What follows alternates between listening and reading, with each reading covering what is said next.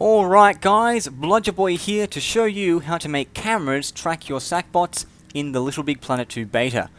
Now I've been having a lot of people ask me how to make cameras follow their Sackbots in the beta because there's no obvious way to do it and there's no options that would make it clear as to how to do it. There is a way to do it and it's relatively simple, doesn't take too long to set up, and I've just got a demo model here to show you what I'm talking about and to show you that it does work. Now here we've got our Sackbot. I've set it to be remote control by this controlator over here, and I can move this Sackbot around wherever I want. The camera will always follow it, doesn't matter how far away this Sackbot gets from the Sackboy that's controlling it or that controlator, it doesn't matter, it will always follow the Sackbot wherever it goes.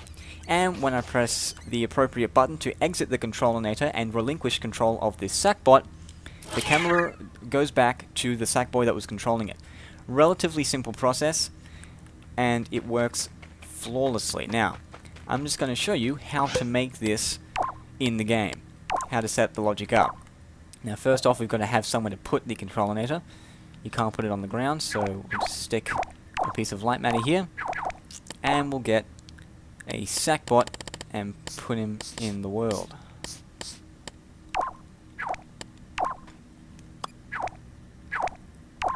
Now we're also going to now get two controlators, and we're going to put one of them on that piece of light matter or wherever you want the Sackboy to control the Sackbot from, and one on the Sackbot's circuit board.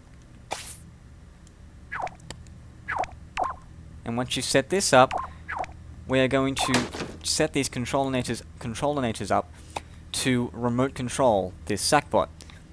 Now this first one here, that's on the outside, press square when your puppet's hovering over it, go down to remote control, and press right on your D-pad to select the transmitter option. Now you can change this color to whatever color you like. This is so that you don't have conflicts with controlling other Sackbots, but for now we'll just leave it at blue. But whatever color you set it to, remember it, because we have to set it to the same color in here. Go to the controlator in here, press square, and go down to the remote control option. This time press left on your D-pad to take it to the receiver option. And make sure you select the same color as you selected before.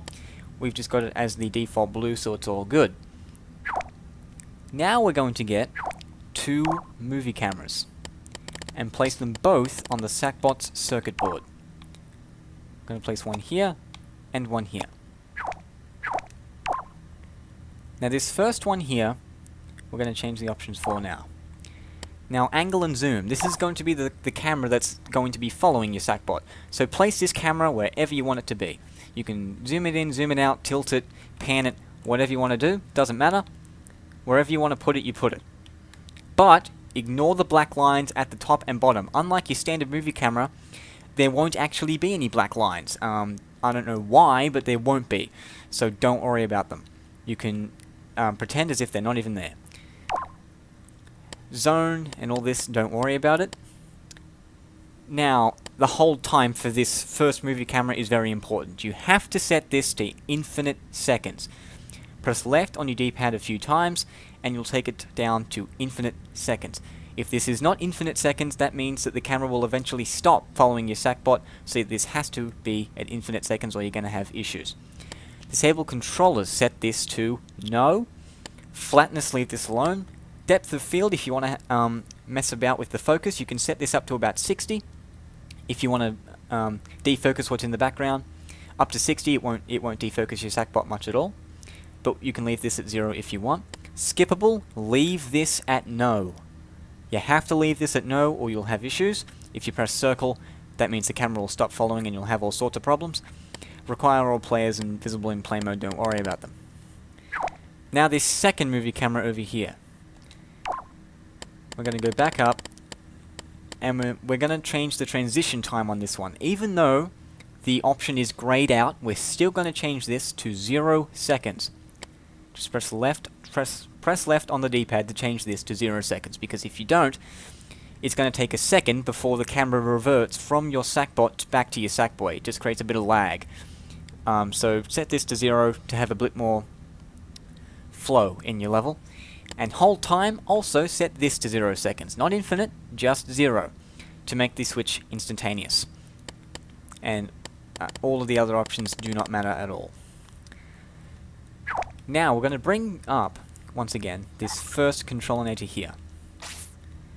Now you'll see in the middle of the controller, this controllinator output active thing. Looks like an on-off switch. You're going to take this cable and hook it up to the first movie camera, the one that you've set to infinite seconds with the hold time. And just set it up like that. And if you're going to have a button set to make your player exit the controllinator, in this case I'm just going to pick triangle, but it can be any button you like. I'm just going to pick triangle for the sake of simplicity. Hook it up to the controllinator to have it eject the player, but also hook it up to this second movie camera to activate it, which will then revert the camera back to your Sackboy. And that is all it takes. You can get rid of these circuit boards now. I'm going to get in this controllinator, and as you can see, instantaneously switches to the camera following the Sackbot. I can run around, I can run really far away. Doesn't matter where I run, the camera is always going to stay in the same position relative to the Sackbot. And when I press triangle, he gets right back out, the camera reverts right back to the Sackboy. You'll see a little bit of those black bars, but it doesn't matter. It's a minor issue, and it's a minor discord to get a relatively desired feature in the game. So it's very simple, doesn't take long to set up. However, you will have issues if you're going to have multiple Sackbots. To set up, for example, if you have Sackbots that potentially can die, and then you want to have Sackbots respawn, and other things like that, you'll have to work out a system to have it so that these cameras are activated when the Sackbots spawn and things like that. But if you're at that stage where you can set things up like that, then surely you can create a workaround that will allow you to have Sackbots spawning and the cameras staying in place. And if you do find one, then feel free to tell me in the comments, and we can get a few thumbs up to tell people how to do that. But that's all from me, and if you've got any questions, feel free to leave them in the comments. But otherwise, I'll catch you guys next time.